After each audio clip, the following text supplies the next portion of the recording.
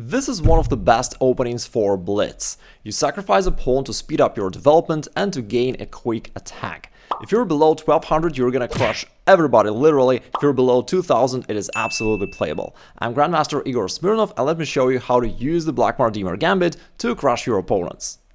Right now you're attacking the central pawn and your opponent will likely go ahead and defend it, and then you attack it once again, because after the trade, this speeds up the development of your knight. And now you can see that at the cost of just one pawn, you gained advantage in development. In the center, you have a lot of diagonals and files for your pieces, which facilitates your quick attack. Now, at this point, your opponent can do different things, but they'll usually settle for the tried and tested panic and brace strategy, and they'll choose one of these simple moves to develop their pieces one way or the other. Let's start from this one, because I think it's a little bit more challenging here, a little bit more provocative. They're putting pressure to your pawn, but you can easily solve this by developing your bishop and pinning the knight. Not only you solve the problem of this potential pressure to your center, but also now d5 is coming to take advantage of the pin and to win their knight. They'll usually play something like this to neutralize the pin, and then you simply castle. And after that, your opponent goes e6, trying to develop their pieces and castle, but right now their king is centralized, and therefore you want to open up the center and go for the attack. So you can play pawn d5, attacking the knight, attacking right here, and after everything is traded on d5, which are all most commonly played moves, right now it's interesting that your position is already winning. That's why I've told you that the Blackmar-Diemer is very tricky. So far your opponent played all normal moves. They don't think that there's anything wrong with their position, but yet there's no hope here. They'll usually play this move, but then you go knight to g5. And now you're attacking this pawn with your knight. Also notice that you've got this rook, which is very active, and it's really handy for you in this on all variations of this opening. For example, if your opponent captures that right here, then it's already a checkmate straight away because of your rook supporting the queen. If your opponent is going to castle right here, then you can drop their f-pawn and you also attack the queen. What can they do now? They can't take your knight because it is guarded twice by your queen and rook, therefore you simply recapture and win material and keep attacking. If they move the queen out of this danger somewhere, then you have all sorts of discovered checks available for you. And the strongest one is this knight h6, because this is a double check. Double the fun. The king goes here, and now you have this classical queen sacrifice known as the smothered checkmate or a nightmare tactic.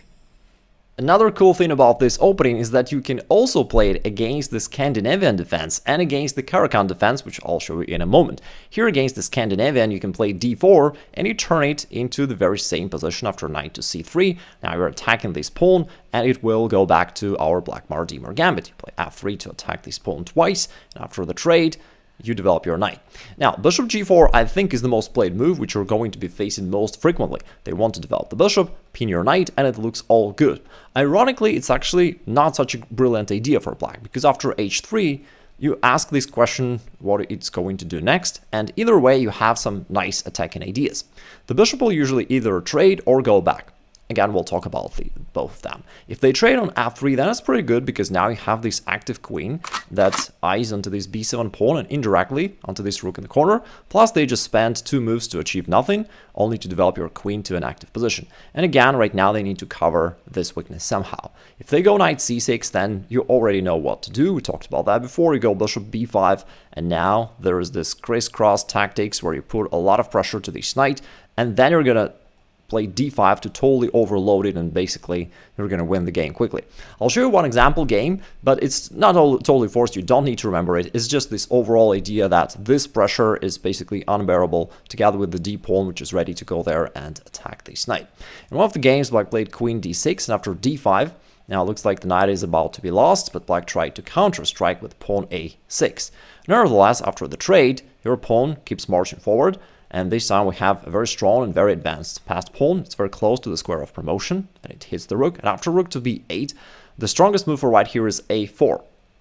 You actually want to open up the a file, because if black lightheartedly trades right here, then this rook is going to be really a pain in the a file, and it's going to be tough for black. It's better for them not to. If they push the pawn forward, then your knight advances forward, putting pressure down to these queen and pawn. And again, it's pretty hard for black to do anything about that. If they try to this check, you just cover. Now black is left with all the same issues, plus queen to c6 check is coming. also very annoying. If they try to counter-strike, then you have a really brilliant solution. At first, looks like they are somewhat attacking you because of this pin, and your bishop is attacked. But what you can do, which is pretty cool, is just a cold-blooded castle. What? And then your rook actually strikes right here, attacks the knight, and if they happily trade on e3 and grab your bishop, then it is actually a rookie error. They overlooked this rook, which turns it into a checkmate. It is much better for black to cover this pawn by their pawn, and in this case their structure right here is rock solid. What do you do then? Well, by the way, let's not forget that this pawn on d4 is currently hanging. You have two possible approaches.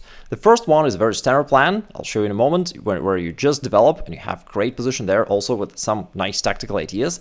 But there is also a move which is more outrageous for those of you guys who really want to crush your opponent quickly. There's a move pawn g4. You're just going all in onto your attack, and it's pretty good, but a lot more double edge, and ideally speaking, it would be nice if you know something about this line before playing it. Anyway, I'll show you one idea just so that you understand how that works. Let's say your opponent is greedy and he grabs the second pawn. Then after bishop to e3, yes, you're now down 2 pawns, but you're far ahead in development. Their queen keeps running around and hits this pawn, but that's not a problem. You castle, put in your rook to this open file, and after e6, trying to just complete their development, you go g5. This pawn keeps marching forward. That was the whole point of pushing it. And after knight to d5, you can trade and then continue with c4. The move that looks a bit risky at first because it looks like you're opening up your king. But notice that he cannot take this pawn with their queen because there's your bishop right here. And if he takes it by the pawn, then this one is actually a losing error because of bishop g2. And now you put up this battery against this pawn, but even more so against the rook in the corner. And if they play knight to c6, which is the most natural reaction, then all of a sudden you sacrifice your queen, going full tile mode, literally sacrificing everything, and it's a very beautiful attack. Notice once again that your rook cuts off the square, therefore king e7 is forced. Now you go inside with the rook to d7 check. It's also quite funny that your pawn actually helps your attack. The king cannot escape right here, it has to go back. And now you don't have a deadly move to finish the game. You have discovered checks right here, but it's not a checkmate. Therefore, what you can do, which is also pretty beautiful, is to just calmly bring one more piece into the attack. And now your position is totally defenseless. After your opponent does whatever, then it's our favorite moment. Don't judge a rook by its cover. You deliver this check. Your opponent at this point tries to capture it, but then after a couple moves, he realizes that, oops, this is actually an illegal move because of the double check. The king needs to move, and then rook to d7 finishes the game. Now I'll show you the most classical, the main attacking plan of the Blackmar-Diemer Gambit, because obviously you will not be able to remember all these variations, there is no need, but you can remember this main attacking setup. Alright, so here you can play bishop e3, which combines development with defense of your central pawn, and then you develop your other bishop to a nice central square. Then you castle kingside, which puts your king to safety, but also puts your rook to a semi-open file, which also adds up to your attack.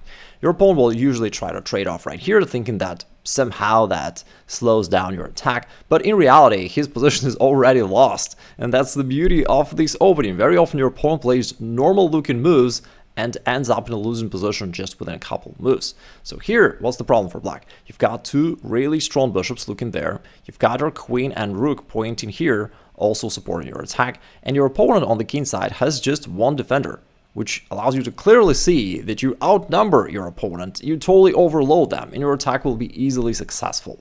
By the way, if you love these kind of concepts, I've got a free masterclass where I dive deeper into this chess strategy, how to understand positions and find correct moves easier. You can check it out by clicking the link below the video. But for now, let me tell you that after black castles, you can go bishop g5, taking advantage of the strong bishop pair. You're pinning the knight and attacking it. If black tries to support it, you reroute the queen right here, opposite to your opponent's king. And again, there's not much they can do really. If they try to h6, to attack your bishop, it actually goes the other way around. You capture the pawn, and due to this pin, the pawn cannot capture back. That would expose the king. So here, they're just losing the game. If not, what can they do? Like again, you're putting the pressure right here and right here. If your opponent tries to get their king out of this x-ray, then you keep chasing it, and this time you're threatening this checkmate on the h7 square. You want to eliminate the knight. If black plays any move, whatever, I'll just play some random move, you can eliminate this knight that used to defend this pawn, and then you capture it. That's a checkmate. If instead your opponent tries to push his pawn forward, then you can sack your bishop to open up his king completely, and then you use this rook lift to finish the game. You can even sacrifice the rook this way and then finish the game with the same checkmate. Alright, we've been talking about this bishop pin known as the Teichmann variation, and now you attack it. If your opponent trades on f3, great for you, you bring the queen out, you neutralize the pin, you keep attacking, life's good. If your opponent is on a dive, they don't want to take it, they go back. Then you keep pushing the bishop all the way back, and then you bring the knight to e5, which actually is a pretty strong position. You put pressure all around, which is very annoying for black, and you're ready to pair it with some bishop attacking moves in the future. If your opponent goes e6, just trying to open up this bishop, then you play bishop g2, threatening the pawn and indirectly the rook. They try to block the diagonal, and then you go h4. That was also one of those ideas behind the move knight to e5. You keep pressuring this bishop on g6, and h5 is going to actually trap it. They'll usually play h5, and by the way, if you put it to Stockfish, it'll tell you that black is fine. But you know, you're not playing Stockfish, you're playing real-life humans, and they are having a really hard time defending in all these variations, so I would not blindly look at Stockfish evaluation. Now, they'll usually play h5 or h6, doesn't really matter. The problem with both these moves is that it allows you to trade on g6, and now they don't have this pawn anymore to recapture normally. They have to recapture this way, which weakens all these pawns and all this area around their king. And you can take advantage of that, even straight away with a move like queen to d3, targeting this one, and therefore aiming to attack his king. If he tries to defend it this way, because there is no other way to defend this pawn anyway, now you can play g5 to kick out the knight that is shielding the king, and then you can bring the rook into play with a check, and it's easy to see that your opponent is in a very tough position right now. You're having all these threats.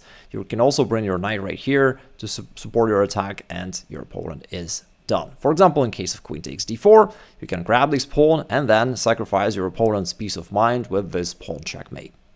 And here's another cool bonus about this opening. You can use it against the Caro-Kann defense, against your unsuspecting opponent. You play knight c3 pretending like you're playing the main line and you're about to recapture, but then all of a sudden you switch things to the Blackmar-Diemer Gambit with pawn to f3. Now your opponent will need to take the pawn, if not you're going to take yourself, but then after this trade you clearly took your opponent out of their comfort zone. They thought that they're going to play their Caro-Kann setup, which they know, but now they're playing a totally different opening, which is actually very risky for them, and now they're on a highway to Blunderville. For example, after knight f6, I like the move bishop c4 because we are anticipating them to play bishop g4, this pin, which in this case is just a really bad blunder. You can either sack the bishop right here first, or you can play knight e5. Your horsey is going wild, allowing them to capture a queen, but now that leads to a checkmate. If your opponent doesn't blunder this tactic and plays something like e6, now this bishop is quite dull, it can't really move, and then you stick to your main attacking plan. You castle kingside, which also puts your rook to an open position, and then you start to reroute your queen to the kingside to support your attack. Then you can also put this bishop back to d3, because here on c4 it wasn't doing all that much because of this pawn, but on d3 it's really active and it's part of our attacking plan, and then you bring the queen out. It's not yet a threat because this square is currently guarded by the knight, but anyway, this pressure feels really annoying for your opponent, and they'll usually try to do something against that. If they move this pawn forward, you already know that you can sack the bishop right here, open up the king, and just go for the kill. If instead they play g6, trying to block this diagonal, then now they also have a bunch of weaknesses all around their king along these dark squares. You can play bishop g5, and you're now putting pressure down to this diagonal. The knight is pinned, it can go away because of bishop takes e7 in the future because of this battery. If your opponent tries to guard this bishop, then you play knight e5, another standard move, which brings both your knight and your rook into the attack. And now after the trade, for example, pawn takes, attacks the knight. If it goes somewhere, then your opponent anticipates you to trade off something, but instead you sacrifice the rook right here and win the game. They have to take it, but now queen takes with the check, finishing the game in style. While everyone blunders, Bobby Fischer had 3 simple rules to keep his games clean. Master them and you'll start blundering less right after watching this video.